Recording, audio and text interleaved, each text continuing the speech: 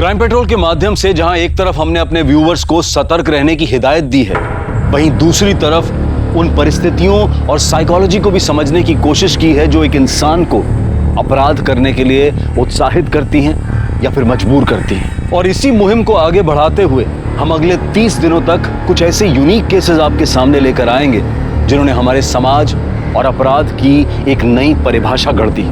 इस बात पर रोशनी डालने और अपना अनुभव बांटने के लिए हमारे साथ हैं देश के जाने माने जर्नलिस्ट और मीडिया पर्सन शम्स ताहिर खान। नमस्कार, आदाब, सत श्री अकाल।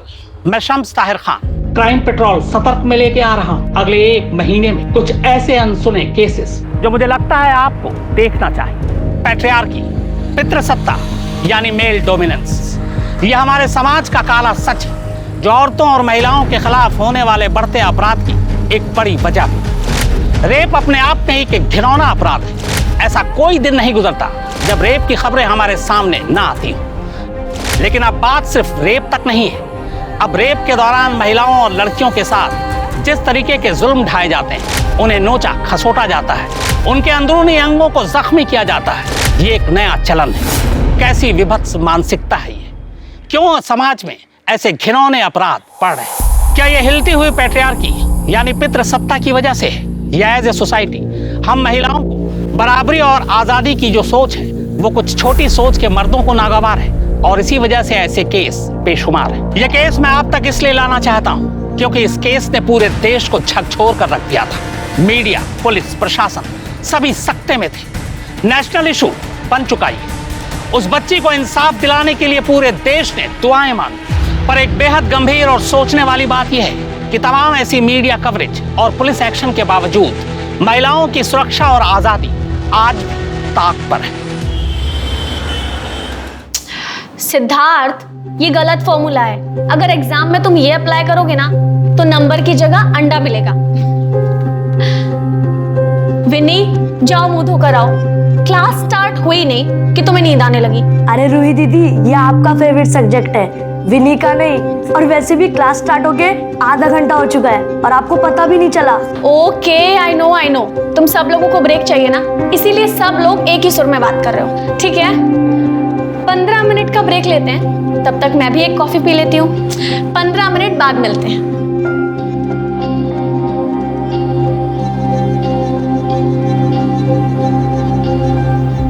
डैड, अरे क्या हुआ आपको? अरे बिटिया कुछ नहीं, वो दाल निकालने के लिए ऊपर उठे थे, कैबिनेट खुला हुआ था, उसी से बच गए। तुम चिंता मत करो, ठीक हो जाएगा। अरे अपने आप कैसे ठीक हो जाएगा? कुछ लगाना पड़ेगा इसमें। चलिए आप। ठीक हो जाएगा। कहाँ चलिए? डैड, कहाँ ना चलिए। चलिए मैं कुछ लगाती हूँ इस पे। चलिए उठिए आराम से। डैड, आप भी ना बैठे बिठाए अपना सर फोड़ लिया। संभाल के। सॉरी डैड, बस 2 मिनट।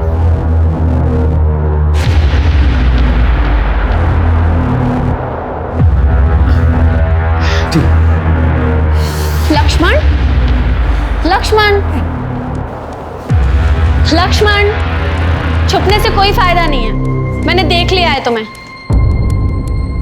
आओ लक्ष्मण। क्लास क्यों नहीं आया आज तुम?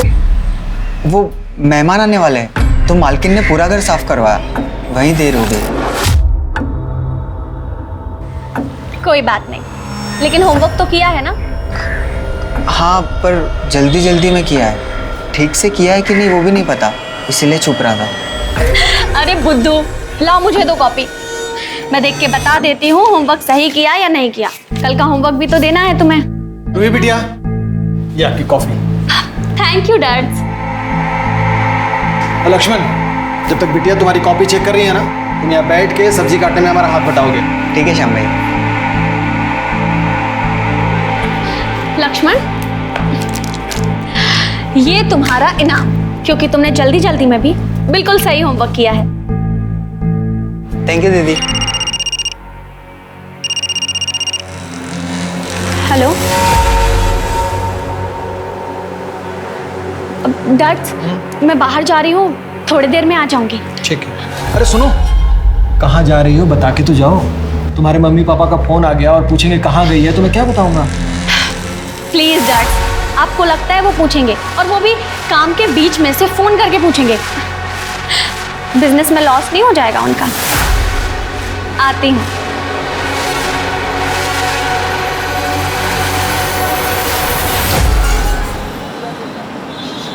इतने से खांसी थी मम्मी को, कब से बोल रहा था टेस्ट करा लो, पर सुनती कहाँ है। आज सुबह खांसी में मुंह से ब्लड आया, हॉस्पिटल लेकर भागा, टेस्ट कराया तो पता चला उन्हें टीबी है, वो भी लास्ट स्टेज। मुझे तो समझ में नहीं आ रहा मैं क्या करूं। एक काम करो, तुम ये रखो और टेंशन मत लो, सब ठीक हो जाएगा। थैंक यू रूही, पर इतने से कुछ नहीं होने वाला, लंबी ट्रीटमेंट चलेगी। अभी ये रखो, फिर हम देखते हैं, मैं कुछ अरेंज कर लूंगी। अभी तुम आंटी के पास जाओ और उनका ख्याल रखो, अपना भी। ठीक है। और सुनो, ये तुम्हारी आंखें इतनी रेड रेड सी क्यों लग रही हैं? तुम ठीक तो हो ना? हाँ, वो रात भर सोया नहीं ना, हॉस्पिटल में था तो थक गया हूँ। मैं चलता हूँ, मुझे लेट हो रहा है हॉस्पिटल के लिए। ठीक है।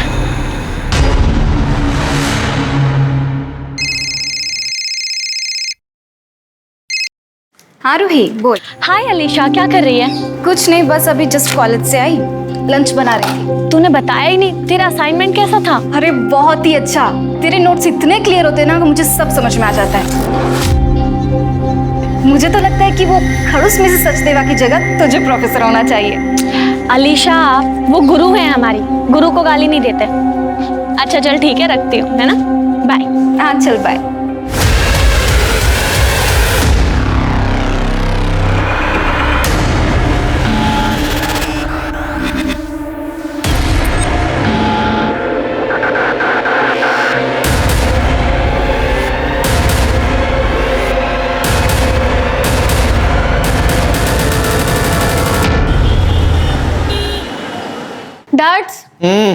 डैड्स, मॉम डैड का कॉल आया, बताया उन्होंने वो कब तक आएंगे। अरे बिटिया, बार बार एक ही बात पूछने से बात बदल थोड़ी जाएगी हैं? आ जाएंगे जब उनको आना होगा।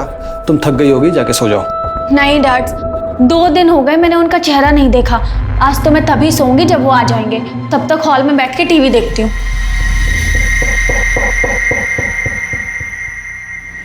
प्रतीश प्लीज, गलती तुम्हारी थी, आज तुम्हारी वजह से ना ये डील गई हमारे हाथ से। Why are you blaming me? बताओ मुझे।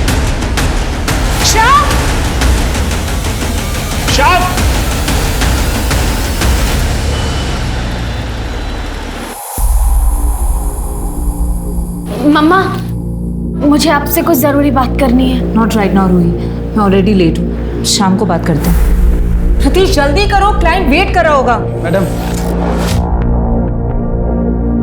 वो डिनर में क्या बनाना है? रूही बता देगी और हम लोग बाहर से खाना खाकर आएंगे। Ruhi, your pocket. पर डैड वो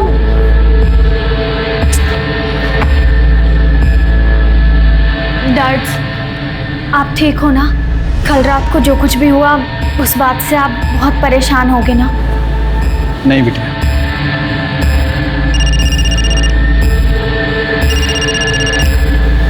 हेलो रूही, माँ की हालत बहुत खराब है, कुछ मेडिसिन और इंजेक्शन चाहिए, 10,000 के आएंगे, पता नहीं कहाँ से लाऊंगा मैं इतने पैसे। अब मैं हूं ना, मैं आ रही हूँ।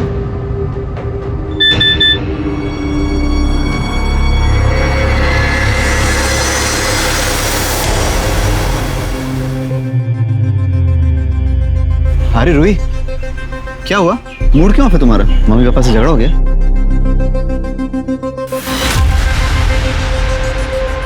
ये क्या है? रूही, तुम जैसा सोच रही हो वैसा कुछ भी नहीं है, ये तो बस दोस्तों के साथ में। यही है ना वो मेडिसिन और इंजेक्शन जिसके लिए तुम्हें मुझसे 10,000 चाहिए थे? मम्मी की बीमारी का झूठ बोल के मैं तुमसे पैसा लूंगा? वो बिल्कुल ठीक है, मेरी अभी उनसे बात हुई, और तुम्हें तो मुझे थैंक यू बोलना चाहिए कि मैंने उन्हें ये नहीं बताया कि उनका बेटा ड्रग्स लेने के लिए उन्हें हॉस्पिटल तो क्या मौत की कगार तक पहुंचा चुका है। मेरी बात सुनो, मुझे भरोसा करो, मैं ऐसा नहीं हूँ। रूही, मुझे पैसों की बहुत जरूरत है, प्लीज मुझे। मनीष, मेरा हाथ छोड़ो। मुझे पैसों की बहुत जरूरत है। मनीष, रूही,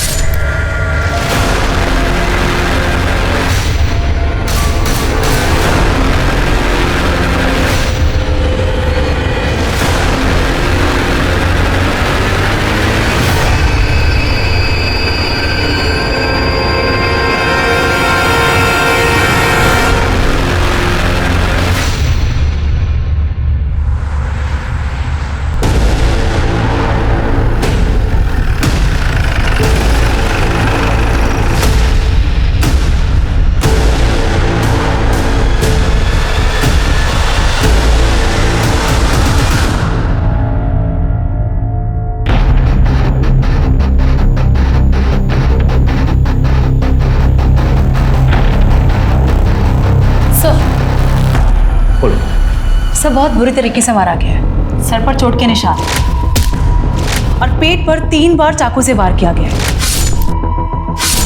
सर देखकर तो ऐसा लग रहा है कि रेप हुआ है और वो भी बहुत ब्रूटली। और सर प्राइवेट पार्ट पर बहुत गहरे चोट के निशान है।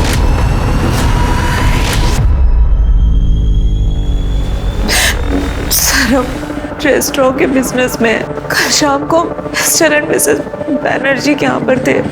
उनकी बिजनेस में पार्टनरशिप की डील के बारे में डिस्कशन चल रहा था। वहाँ से लौटते लौटते हमें सुबह के 4 बज गए। सर जैसे हम घर में घुसे हमने देखा रूही के कमरे का दरवाजा खुला है। रूही हमेशा ना अपने कमरे का दरवाजा बंद करके सोती थी। रूही? रूही रूही रूही क्या रूही क्या हुआ साहब?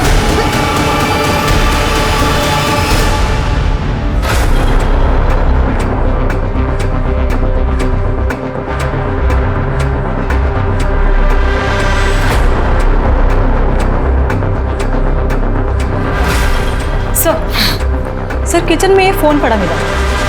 इसे पहचानते हैं? नहीं सर, हम में से किसी का नहीं है। सर ये देखिए, ये कहाँ मिला? इस सर्वेंट के रूम में से। मैंने कहा था ना, ये इसने मारा।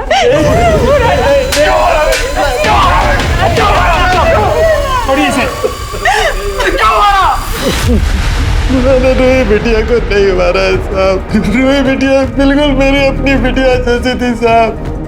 तूने नहीं मारा तो फिर ये चाकू तेरे रूम में क्या कर रहा था? मुझे नहीं मालूम है साहब। मेरे कल इसी चाकू से बिटिया को पपीता काट कर दिया था और यही फल की टोकरी में रख दिया था साहब।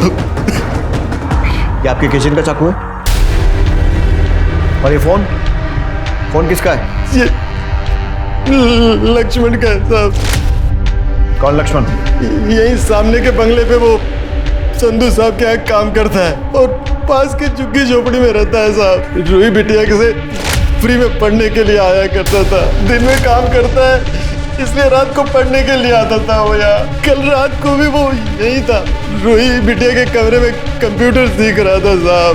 और वो घर कब गया था? नहीं मालूम साहब। मैं 11 बजे सो गया था तब वो बिटिया के साथ कमरे में ही था। ये भी तो हो सकता है कि तेरे जाने के बाद उसी ने रूही के साथ जबरदस्ती की हो।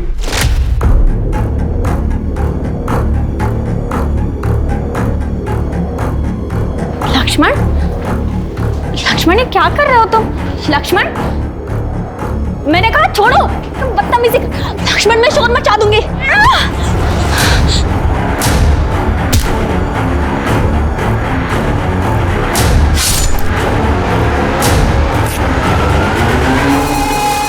अब आप कह रहे हैं तुम साहब, लेकिन लक्ष्मण ऐसा लड़का नहीं है साहब।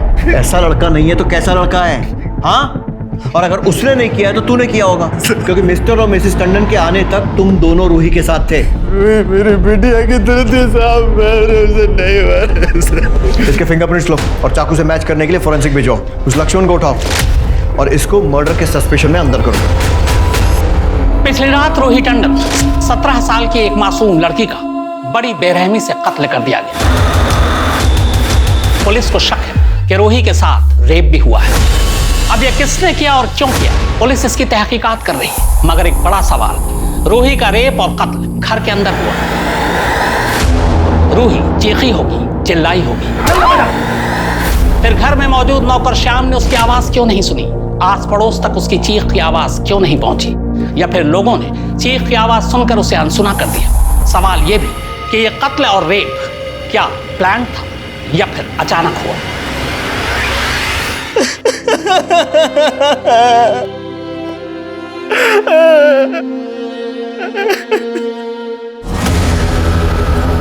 लक्ष्मण घर है? ये बाजू वाले खुले में साहब। उधर? लेकिन वो घर पे नहीं साहब। कहाँ गए? कल सुबह 10 बजे काम पे गया था, तब से घर नहीं आया साहब। क्या काम करते हो? हाँ मैडम, लक्ष्मण कल काम पे आया था पर वो काम खत्म करके रात 9 बजे मिस्टर टंडन के यहाँ चला गया। मिश्रा, पक्की बात है कि लक्ष्मण गायब नहीं हुआ है, फरार हो गया। मिश्रा, इसके नाम को बोलो जारी करो। जी सर। लेकिन सर आस पड़ोस से पता चला है कि ये लक्ष्मण बहुत ही कम बोलने वाला सीधा साधा मेहनती लड़का था। मिश्रा, चुप रहना और मेहनती होना इनोसेंट होने की निशानी नहीं है। अपने करियर में बहुत सारे क्रिमिनल देखे हैं मैंने, जो दिखते सीधे हैं लेकिन होते बहुत टेढ़े हैं। रूही के लैपटॉप में मोबाइल से कुछ मिला? सर रूही के लैपटॉप से पता चला कि वो बच्चों को ऑनलाइन ट्यूशन देती थी। तो जितने पैसों की ट्रांजैक्शन उसके बैंक अकाउंट से होती थी, लगता नहीं कि वो सिर्फ ट्यूशन फीस थी। मतलब? सर रूही के पेरेंट्स उसे अच्छी खासी पॉकेट मनी देते थे, उनके बैंक में अच्छी खासी रकम भी शो हो रही है और फ़ोन में पैसे क्रेडिट होने के मैसेजेस भी मिले। सर एक दिन में 20-20 हज़ार रुपये निकाले गए और कैश में अच्छी खासी रकम भी निकाली गई। हर दूसरे दिन इतने पैसे क्यों निकाल रही है? पार्टी वार्टी करने के लिए? कहीं ड्रग्स का चक्कर तो नहीं? सर रूही को नहीं, लेकिन मैसेजेस से पता चला कि उसके बॉयफ्रेंड मनीष को ड्रग्स की लत, पैसों की कमी है या माँ हॉस्पिटल में है, ऐसे झूठ बोल के रूही से पैसे लिया करता था। जब रूही को इस बारे में पता चला उसने ब्रेक ऑफ कर लिया और उसे पैसे देने भी बंद कर दिए। लेकिन सर मनीष फिर भी रूही से पैसे ऐंठने की पूरी कोशिश करता था। और ये सारी इन्फॉर्मेशन होने के बावजूद मनीष अब तक पूछताछ के लिए हमारे लॉकअप में क्यों नहीं है? सर एक्चुअली जिस रात रूही का मर्डर हो, उसी रात मनीष को ड्रग के ओवरडोज के लिए हॉस्पिटल में एडमिट किया गया। उसके कॉल रिकॉर्ड से मोबाइल लोकेशन मंगा ली। मनीष से मिलते हैं और देखते हैं ये क्या बोलता है। शायद रिकॉर्ड की ज़रूरत ही ना पड़े। श्योर। नहीं सर, मैंने रूही को नहीं मारा। मैं तो उसे प्यार करता था। हाँ मैं मानता हूँ ड्रग्स के लिए मैं उससे पैसे लेता था, लेकिन उसे मारने का कभी सोच भी नहीं सकता। एक्चुअली उस दिन मैं उसे बहुत मिस कर रहा था, इसीलिए मैंने ओवरडोज ले लिया। सच ये है कि तू रूही के घर गया, उसका रेप किया और उसके बाद उसे मार दिया और अपने घर वापस आकर अपना बदला पूरा होने की खुशी में ओवरडोज ले लिया। नहीं सर, मम्मी की कसम सर, इस बार मैं सच बोल रहा हूँ। ना मैं उसके घर गया ना मैंने उसे मारा है सर। वो हम पता लगा ही लेंगे। उसको यार रिहैब सेंटर में ही कस्टडी में रखो।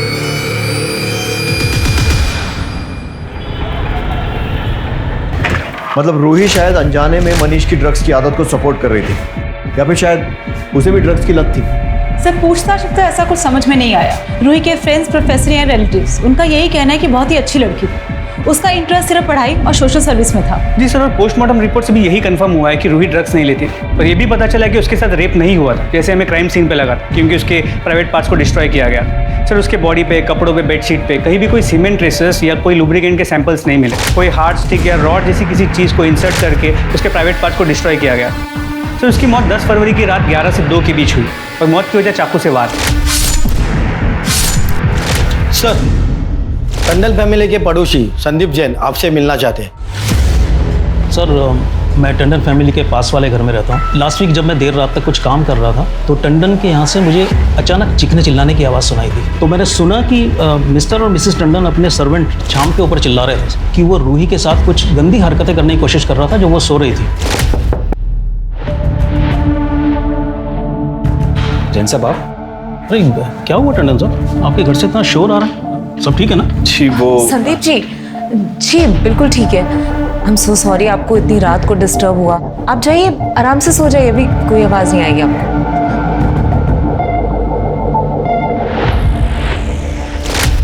आपने सिर्फ सुना था या आपको भी लगता है कि ऐसा कुछ हो सकता है? सर मैं कुछ बोल नहीं सकता, पर जो एक नौकर और मालिक के बीच में फ़र्क होना चाहिए ना, वो मुझे रूही और शाम के बीच में कभी दिखाई नहीं। इनफैक्ट रूही शाम से कुछ ज़्यादा ही फ्रैंक थी।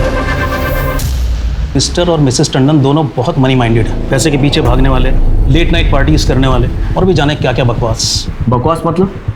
साफ साफ बताइए। सर मैंने बहुत गलत बातें सुनी हैं उनके बारे में कि वो अपने बिजनेस को बढ़ाने के लिए कुछ भी करने के लिए तैयार हैं। एग्जैक्टली पता नहीं, लेकिन आई थिंक उस दिन भी वो ऐसी किसी पार्टी में थे। मिश्रा, पता करो मिस्टर और मिसेस टंडन उस रात कहाँ थे और क्या कर रहे थे। सर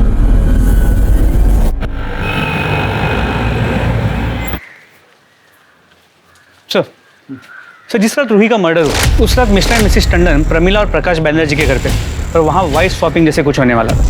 सर बैनर्जी के बेटे नील ने रूही को सोशल मीडिया पे वार्निंग भेजी थी कि वो अपने माँ बाप को फ़ोन करके समझा दे, क्योंकि उसके माँ बाप मिस्टर एंड मिसेस बैनर्जी को कोई गंदा गेम खेलने के लिए फोर्स कर रहे हैं और अगर रूही ने ऐसा नहीं किया तो उसकी कीमत रूही को चुकानी पड़ेगी। और सर उसके बाद देर रात मिसेस टंडन मिस्टर बैनर्जी के साथ अकेले कहीं बाहर गई। मैंने बताया ना आपको इंस्पेक्टर की बिजनेस मीटिंग थी। मीटिंग घर पे, और वो भी इतना लेट नाइट तक? हमने बताया आपको कि हमारा रेस्टोरेंट का बिजनेस है और मिस्टर एंड मिसेस बैनर्जी हमसे सिर्फ उसी सिलसिले में मिले थे। उनका बिजनेस लॉस में जा रहा था और वो चाहते थे कि वो हमारे साथ पार्टनरशिप में डील करें, जिसके लिए मिस्टर टंडन को मिसेस बैनर्जी के साथ घर में रुकना पड़ा अकेले। और आपको मिस्टर बैनर्जी के साथ अकेले बाहर जाना पड़ा। Mind your language inspector. उनके घर में वाइन खत्म हो गई थी, इसलिए मैं मिस्टर बैनर्जी के साथ वाइन लेने गई थी। और आप ये फालतू के सवाल क्यों पूछ रहे हैं? क्या आपने ये पता लगाया कि शाम के रूम में वो चाकू कहाँ से आया? ये पता लगाया कि मेरी बेटी का मर्डर किसने किया? वो सब भी पता चल जाएगा। हमें अपना काम सिखाने की कोशिश मत कीजिए। पता चल जाएगा मतलब? मैं आपको बोल रही हूँ ना, शाम नहीं मारा है रूही को। मैंने कुछ दिन पहले भी नोटिस किया था। शाम मेरी बेटी को मॉलेस्ट करने की कोशिश कर रहा था और हमने रंगे हाथों पकड़ा था उसको। क्या कर रहे थे तुम? हाँ, तुम्हारी हिम्मत कैसे हुई रूही के पास जाने की? नहीं मालकिन, आप गलत समझ रही हैं। बिटिया टीवी देखते हुए हॉल में सो गई थी तो हम उनको लाके यहाँ सुना रहे थे। Shut up! हमने अपनी आंखों से देखा है कि तुम क्या कर रहे थे। वो सो रही थी और तुम उसका फायदा उठाने की कोशिश कर रहे थे। नहीं साहब, नहीं। मॉम, डैड, ये क्या कर रहे हैं आप लोग? डैड्स पे इतने घटिया इल्जाम कैसे लगा सकती हैं आप? हमें कुछ नहीं पता है रूही। हमने अपनी आंखों से देखा है कि क्या करने की कोशिश कर रहा था। नहीं मैडम, हमने ऐसा कुछ नहीं किया। नहीं मॉम। सर, शोर सुनकर मिस्टर जैन आधी रात को हमारे घर आ गए। तो जैसे तैसे हमने उन्हें सॉरी बोलकर वापस घर भेज दिया। उस रात मुझे शाम पर बहुत गुस्सा आ रहा था। मैं उसे आधी रात को घर से बाहर निकाल देता, लेकिन रूही ने मेरी एक बात नहीं सुनी। रूही ये मानने को तैयार नहीं थी कि शाम ऐसा कर सकता है। एक्चुअली पता है, किसी की गलती नहीं है, गलती हमारी। ऐसे छोटे लोगों के साथ हमने हमारी बेटी को मिलने दिया। आई एम श्योर सर, ये लक्ष्मण है ना, ये मेरी बेटी के मर्डर में इन्वॉल्व है, इसीलिए वो गायब है। हाँ, प्लीज उसे ढूंढिए, मेरी बेटी को इंसाफ दिला दीजिए।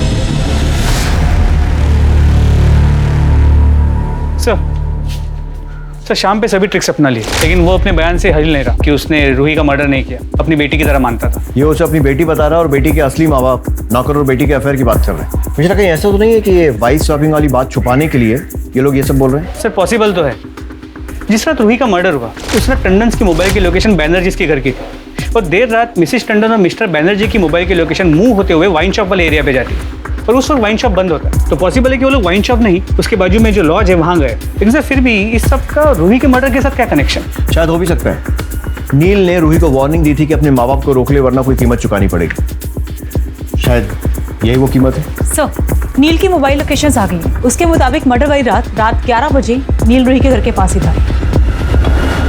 तूने रूही को वार्निंग दी थी ना कि अपने माँ बाप को रोक ले, नहीं तो उन्हें कीमत चुकानी पड़ेगी। उसने ऐसा नहीं किया और तूने उसका मर्डर कर दिया। नहीं सर, आप क्या बात कर रहे हो? मैंने उसको मैसेज जरूर किया था पर उसका मर्डर नहीं किया। मोबाइल लोकेशन में साफ दिख रहा है कि तू उसके घर गया था। अब अगर मारने नहीं गया था तो फिर और क्यों गया था? सर, मैं वहाँ पे उससे सिर्फ बात करने गया था और मैं जैसे उसके घर पे पहुंचा मुझे मॉम का फोन है और मुझे मॉम ने बोला कि बेटा तू जैसा समझ रहा है वैसा कुछ भी नहीं है। मैं वहाँ से चुपचाप अपने घर आ गया था सर। जैसा ये सोच रहा है वैसा नहीं था। तो फिर कैसा था? सर, हमारा रेस्टोरेंट का बिजनेस लॉस में चल रहा था, और जब बिजनेस बढ़ाने के लिए मिस्टर एंड मिसेस टंडन ने हमें पार्टनरशिप का प्रपोजल दिया, हम लोगों ने इंटरेस्ट लिया, लेकिन बाद में वो हमारा माइंड वॉश करने लग गए वाइफ स्वैपिंग के लिए। और फिर सर उसके बाद तो लिटरली उन्होंने हमें मनाना शुरू कर दिया वाइफ्स की अदला बदली के लिए। और एक दिन तो हद होगी जब मिसेस टंडन मुझे वाइन के बहाने बाहर ले गई। और सर, यहाँ प्रतीश मेरे साथ गलत हरकत करने की कोशिश कर रहा था। प्रमला जी, मैं आपको कुछ दिखाना चाहता था। बिल्कुल दिखाइए। क्या है कि हम अपना रेस्टोरेंट कैसे चलाएंगे?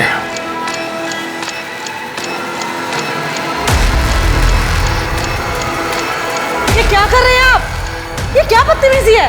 और जब मैंने उन्हें कहा कि अगर वो इस तरह से रेस्टोरेंट चलाना चाहते हैं तो हम अपना रेस्टोरेंट बंद रखना ज्यादा पसंद करेंगे, और जब हमने उनकी शर्तें नहीं मानी तो वो दोनों अपना मूड खराब करके तकरीबन सुबह 4 बजे तक हमारे घर से चले गए। आप रूही के केस में इन्वेस्टिगेशन कर रहे हैं या फिर हमें बदनाम करने की कोशिश? इतना घटिया वाइफ शॉपिंग का इल्जाम। ये इल्जाम हमने नहीं, मिस्टर एंड मिसेस बैनर्जी ने लगाया आप दोनों पे। अगर उन्होंने भी लगाया ना तो भी हम इसे मानने से डिनाई करते हैं। कहा था ना मैंने आपसे कि ये कपल भरोसे के लायक नहीं है। कैसा भरोसा? पार्टनरशिप में परसेंटेज को लेकर हर वक्त नई बात रखते थे। मैंने कहा था प्रतीश से कि पैसा लगाने से पहले सब कुछ कंफर्म कर लो, लेकिन इन्होंने मेरी एक बात नहीं मानी। और अब जब इतना पैसा लगा चुके हम तो वो इस डील को कैंसिल करने के बहाने ढूंढने के लिए हम पर ये इतना घटिया वाइफ शॉपिंग का इल्जाम लगा रहे हैं। सर, आपके कॉल रिकॉर्ड्स में एक नंबर मिला है जिससे अक्सर आपकी बातें होती हैं, किसका नंबर है? ये तो हमारे बेटे जय का नंबर है। कहाँ है? बुलाइए उसे। अब सर वो एक्चुअली यहाँ नहीं रहता है, वो नोएडा में हॉस्टल में रहता है। वो उसका कॉलेज एक्चुअली वहाँ से पास है, इसलिए। यानी वो घर आता ही नहीं? नहीं, इतना कुछ हो गया और दिखाई नहीं दिया वो? नहीं सर, वो उसके एग्जाम्स चल रहे हैं इसलिए। और अभी वो रूही के क्रिमेशन पर आया था, फिर चला गया। उसके हॉस्टल का एड्रेस दीजिए। सेक्स और ड्रग्स, ये दोनों ही आजकल मॉडर्न रिच लाइफ स्टाइल का खिलौना सच है। और वाइफ स्वैपिंग इसका एक नया एंगल। मिस्टर प्रतीश टंडन और मिसेस माया टंडन, इन दोनों पर भी वाइफ स्वैपिंग के इल्जाम लगे, जिसे उन्होंने खारिज कर दिया। टंडन का देर से घर आना और अपने बच्चों के साथ वक्त न बिताने के पीछे क्या यही वजह थी? और क्या इसी वजह से रूही का श्याम और लक्ष्मण के साथ लगाव पैदा हुआ, जिसे कुछ लोगों ने गलत मान लिया? और शायद रूही की मौत की वजह यही बनी।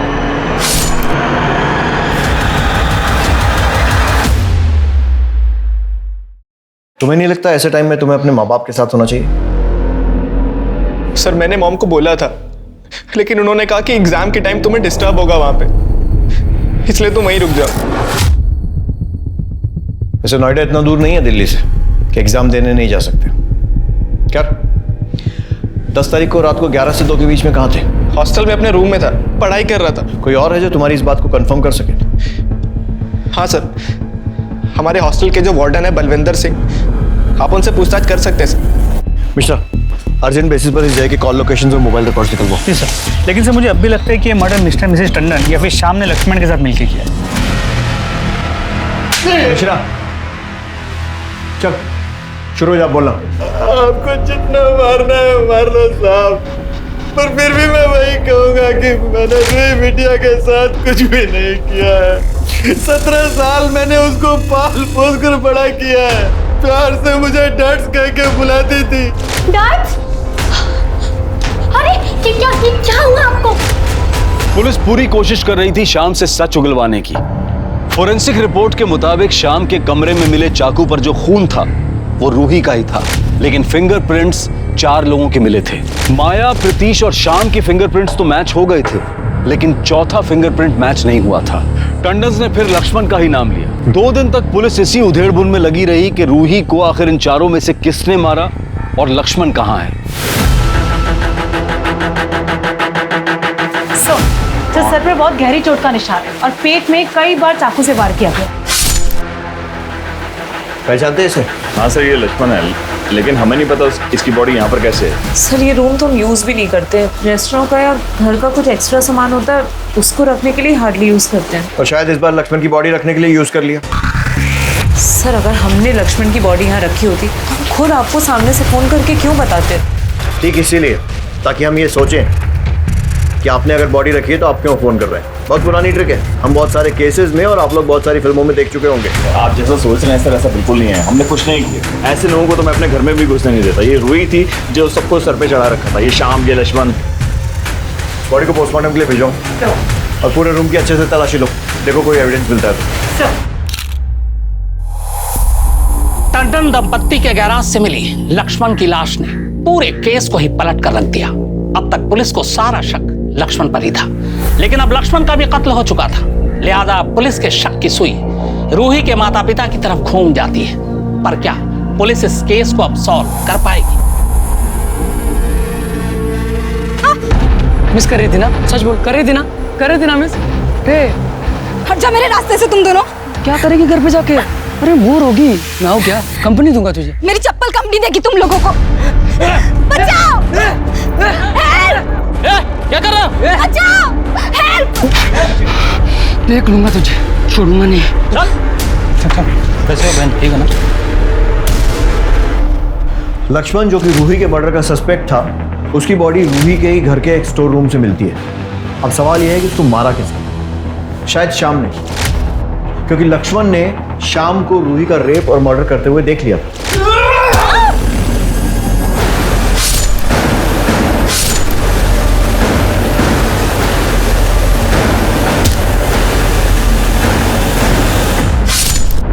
लेकिन सर शाम को लक्ष्मण की बॉडी स्टोर रूम में रखने की क्या जरूरत थी? ताकि शक मिस्टर और मिसेस टंडन पर आ जाए। लेकिन एक और पॉसिबिलिटी, शायद मिस्टर एंड मिसेस टंडन ने ही लक्ष्मण को मारा। नील के मैसेजेस से रूही को पता चल गया था कि उसके माँ बाप पार्टी और बिजनेस के लिए क्या क्या करते हैं। हो सकता है कि उस रात जब वो घर पहुंचे हों, रूही ने उन्हें वो मैसेजेस दिखाए हों, कन्फ्रंट किया हो। बदनामी के डर से टंडन ने पहले रूही को मारा, लक्ष्मण ने ये देख लिया हो, उन्होंने लक्ष्मण को भी मारा।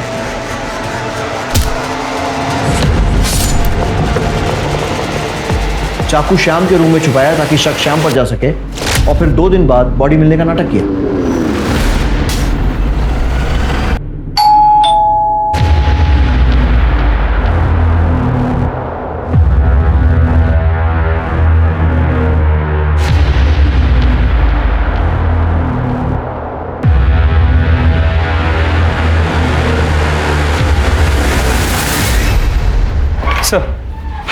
सर मनीष ने हमसे झूठ कहा था।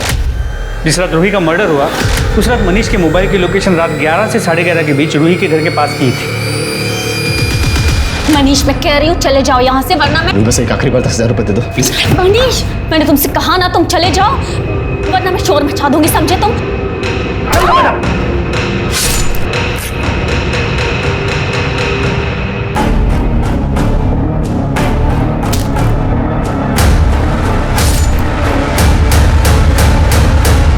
और उसके बाद तूने रूही के घर से स्टोर रूम की चाबी चुराई, लक्ष्मण की बॉडी छुपाई, चाबी वहीं रखकर अपने घर आ गया, है ना?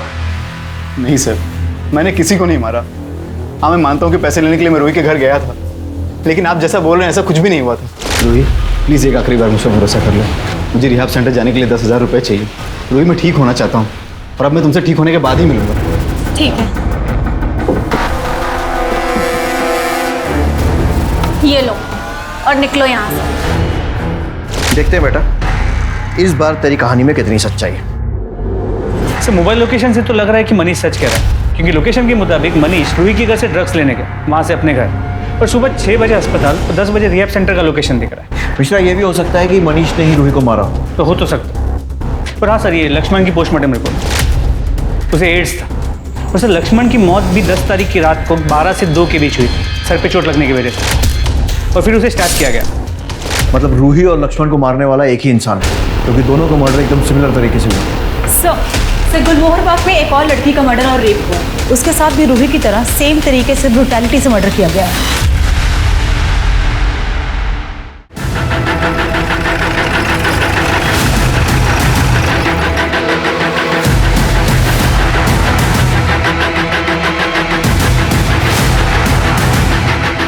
चेक करो।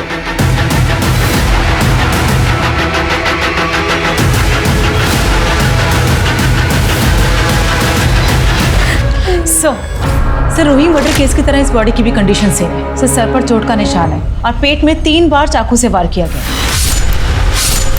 सर प्राइवेट पार्ट पर भी चोट का निशान है। रेप हुआ या नहीं ये पोस्टमार्टम रिपोर्ट के बाद ही कंफर्म होगा।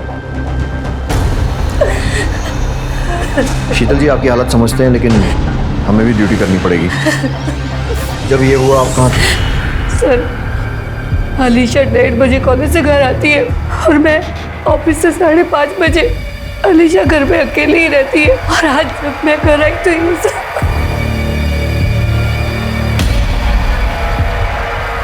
सर सोफे के नीचे चाकू मिला।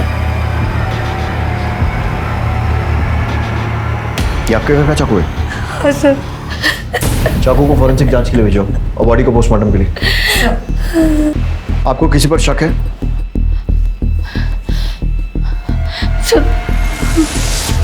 वो लड़के, अलीशा ने मुझसे कहा था कि जब भी वो कॉलेज से आती थी तो वो लड़के उसका रास्ता रोकते थे। मिस कर रही थी ना, सच बोल, कर रही थी ना मिस। हट जा मेरे रास्ते से तुम दोनों। आप पहचान सकती हैं उन लड़कों को? आपने पुलिस में कंप्लेंट क्यों नहीं की थी? मैंने उन लोगों को वार्निंग दी थी, पर मैंने पुलिस में कंप्लेंट नहीं की। मैंने सोचा वो छोटे बच्चे हैं, उनका फ्यूचर खराब हो जाएगा। मुझे क्या पता था कि ये सब हो जाएगा। इन सब लड़कों की डिटेल्स लो और उठाओ सालों को। सर हम लोग तो सिर्फ मजाक कर रहे थे उसके साथ, मैं सच कह रहा हूँ, हमने नहीं मारा अलीशा को। सर आपको कोई गलत फहमी हुई है, हमारे बच्चे ऐसे नहीं है सर। गलत फहमी मुझे नहीं आपको हो रही है। आपके बच्चे इतने दिन से एक लड़की को छेड़ रहे थे, आपको पता भी नहीं है? उसी लड़की का मर्डर हुआ है और रेप भी हुआ था। अब 2+2 कुछ समझ में आ रहा है या अभी भी इनकी सफाई देनी है? और तू आखिरी मौका है सच बोलने का, बोल दे, क्योंकि अगर मैंने सच उगलवाना शुरू किया ना तो तेरा बाप क्या भगवान भी नहीं बचा पाएंगे तुझको। बोल। सर वो अलीशा मुझे बहुत अच्छी लगती थी और ये बात इसे बताते इसलिए ये उसे जानबूझकर चिढ़ाया करता था, लेकिन मैं सच कह रहा हूँ, मैंने कभी उसे कुछ नहीं कहा। ये बात सही है कि मुझे पता था दिन भर वो अकेली रहती है रूम में, इसलिए मैं जाता था और उसे चुपके देखता था सर। और कल उसने तुझे देख लिया, तुझे धमकी दी, तुझे गुस्सा आया, तूने उसका रेप किया और मर्डर कर दिया, है ना? नहीं सर, मैंने नहीं मारा अलीशा को, और कल तो मैं उसके घर की तरफ गया ही नहीं। इनको बाहर लेकर चलो, इनकी स्टोरी क्रॉस चेक करो। चल बेटा। अरे आप जबरदस्ती बात। इनकी सफाई देने के बजाय अगर टाइम पर इन्हें संस्कार दिए होते ना तो ये नौबत नहीं आती। सर हमने कॉलेज के स्टाफ और वहाँ के सीसीटीवी फुटेज से कंफर्म किया, अर्जुन और उसका दोस्त सच कह रहे हैं। शाम 5 बजे तक वो लोग कॉलेज में ही थे। सर अलीशा के घर के पास का सीसीटीवी फुटेज मिल गया। सर इसने जानबूझकर फेस पर कपड़ा और सर पर कैप पहनी हुई है। सर किसी भी तरीके से इसका चेहरा पहचानना इम्पॉसिबल है। एक मिनट रिवाइंड करो, प्ले, पॉज, जूम करो। शूज पे ये शूज मैंने पिछले 4-5 दिनों में कहीं देखे हैं, कहीं पर रखे हुए देखे हैं या फिर किसी ने पहने हुए थे। मिश्रा, यादव, रूही और अलीशा के मर्डर के जितने भी सस्पेक्ट्स हैं उनके घरों की फिर से तलाशी लेनी होगी, लेकिन याद रहे कि उन्हें पता नहीं लगना चाहिए कि हम ढूंढ क्या रहे हैं। अलीशा की पोस्टमार्टम रिपोर्ट के मुताबिक उसकी मौत बिल्कुल रूही के मर्डर की तरह से हुई थी। उसका रेप नहीं हुआ था, लेकिन फिर भी उसके अंदरूनी भागों को शत विकसित किया गया था। उसके मर्डर के लिए अलीशा के घर का ही चाकू इस्तेमाल किया गया था, जिस पर सिर्फ अलीशा और उसकी मां शीतल के ही फिंगरप्रिंट्स थे। अलीशा और रूही का क्लासमेट होना इस केस को एक नया एंगल दे रहा था। क्या ये दोनों मौतें एक संयोग थी या फिर लिंक्ड?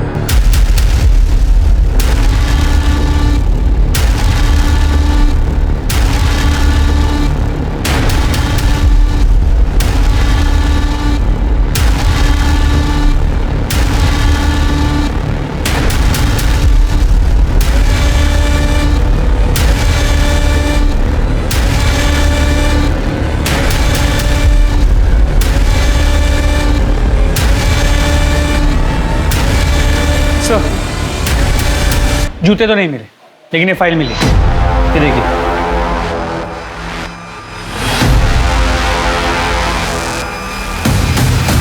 तेरे मोबाइल रिकॉर्ड से साफ है कि जब रूही का मर्डर हुआ था तेरी लोकेशन घर पे थी, और जब अलीशा का मर्डर हुआ तो तेरी लोकेशन उसके घर पे थी।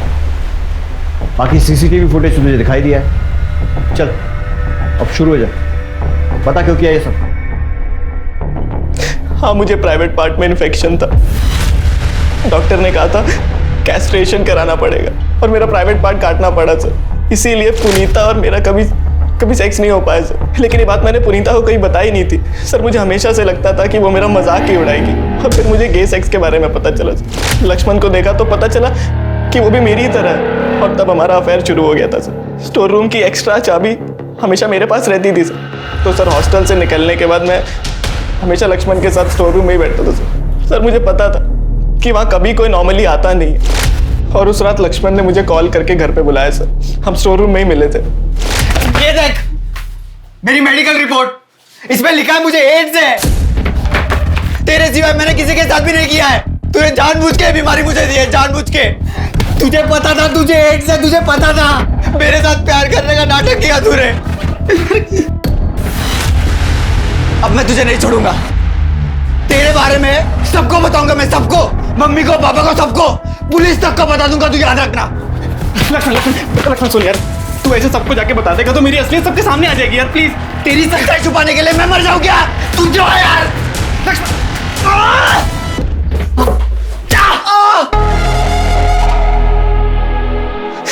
मेरा दिमाग खराब हो गया था सर। पता नहीं रॉड से खून साफ करने के लिए मैं क्यों घर पे चला गया।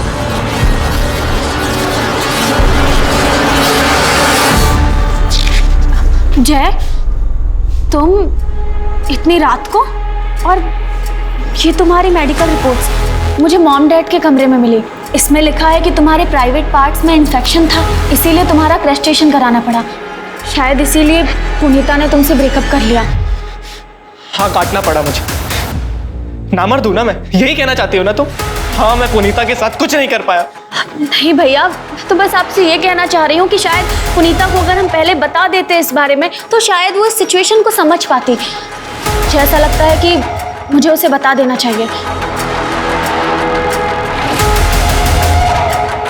रूही, कहा था ना फेक सिंपैथी नहीं चाहिए, मतलब नहीं चाहिए। बहुत खुशी हो रही थी ना तुझे अपने नॉर्मल और मेरे नामर्द होने पर?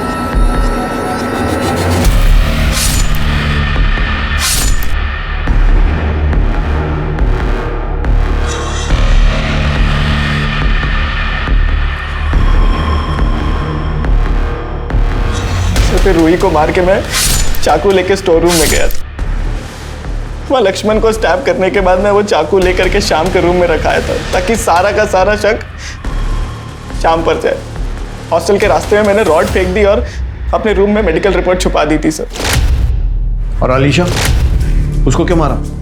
आपकी इन्वेस्टिगेशंस को डाइवर्ट करने के लिए सर। सर, मैंने न्यूज़ में सुना था कि रूही के केस में मॉम डैड को सस्पेक्ट किया जा रहा है। सर, सिर्फ मॉम डैड है जो मुझे अच्छे से समझते हैं। सर, मुझे लगा वो फंस जाएंगे, मैं उन्हें खोना नहीं चाहता था सर। मुझे पता था अलीशा दोपहर में अकेले घर पे रहती है, इसीलिए मैं जानबूझकर मुंह छुपा कर गया था ताकि कोई पहचान ना सके।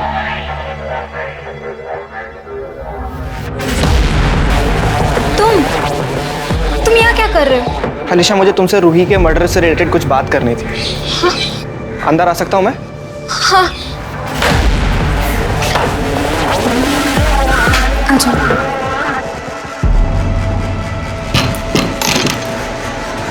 हाँ, क्या बोल रहे थे?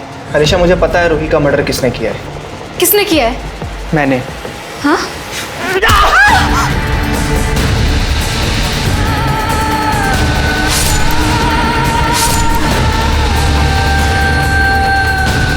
सर, मैंने जानबूझकर अलीशा को रूही की तरह मारा था ताकि इन्वेस्टिगेशन में ऐसा लगे कि किसी सीरियल किलर का काम है। और इसके बाद भी अगर मेरे मॉम डैड को सस्पेक्ट रखा जाता तो मैं किसी तीसरी लड़की को भी मार देता सर, लेकिन मेरे पास कोई और ऑप्शन नहीं था सर। रूही से बात करने का ऑप्शन था तेरे पास। जो लड़की गरीब और मजबूर लोगों की बात समझ के उनकी हेल्प करती थी, वो अपने भाई की बात नहीं समझ सकती थी। और तेरे सर पर तो सनक सवार थी। सिर्फ रूही नहीं, अलीशा, लक्ष्मण, सबको मार दिया। किस लिए? ताकि माँ बाप को खोना ना पड़े। और अब तेरे माँ बाप ने तुझे हमेशा के लिए खो दिया। जय टंडन, रूही का भाई और उसका कातिल। कौन सोच सकता था कि रूही को इतनी बेरहमी से मारने वाला उसका अपना भाई होगा? और वजह? क्योंकि वो अपनी चेंज सेक्सुअलिटी और मेल ईगो से डील नहीं कर पा रहा था। लेकिन अपनी सेक्सुअलिटी खुल जाने का डर जय के अंदर इस कदर था कि उसने न सिर्फ अपनी बहन रूही बल्कि मासूम आलिशा को भी मौत के घाट उतार दिया। सेक्सुअल प्रेफरेंस और एक्सेप्टेंस की वजह से आजकल क्राइम रेट और बढ़ गया है। गे लेस्बियन रिलेशनशिप को गलत मानने और इसका मजाक बनाने के डर से लोग मजबूर हो जाते हैं इसे छुपाने के लिए, और फिर यहीं पर क्राइम कर बैठते हैं। ऐसे अपराध पर काबू पाना पुलिस का नहीं बल्कि समाज का काम है, और ऐसे लोगों का समाज में एक्सेप्टेंस उनका कानूनन हक भी है। अपने बच्चों का ध्यान रखें, ये अपने बच्चों के प्रति और समाज के प्रति भी हमारी जिम्मेदारी है। अब मैं अनूप सोनी आपसे विदा लेता हूं। फिर मुलाकात होगी क्राइम पेट्रोल सतर्क में एक और नए केस के साथ और उस पर हमारे एक्सपर्ट के विश्लेषण के साथ। तब तक अपना और अपने परिवार का ख्याल रखें, सतर्क रहें, सुरक्षित रहें और देखते रहें क्राइम पेट्रोल सतर्क। जय हिंद।